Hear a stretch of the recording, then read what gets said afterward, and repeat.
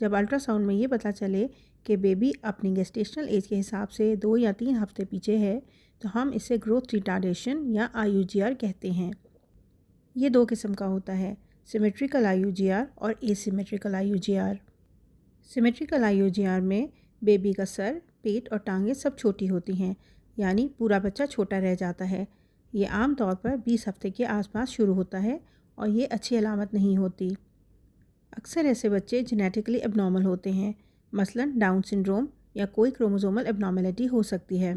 Asymmetrical IUGR में baby का sir और टांगें नॉर्मल साइज़ की होती हैं, लेकिन पेट छोटा रह जाता है। ऐसे बच्चे पतले मगर मुकम्मल होते हैं। इनका प्रोग्नोसिस अच्छा होता है, यानी अगर वक्त पर डिलीवरी कर दी जाए तो ये बच्चा बिल्कुल नॉर्मल हो जाता है। IUGR की 3 असबाब हो सकते हैं। नंबर 1, माँ के अंदर कोई मसला। नंबर 2, प्लेसेंटा या आंवल का मसला। नंबर 3, बच्चे के अंदर कोई स्ट्रक्चरल या जेनेटिक एबनॉर्मेलिटी।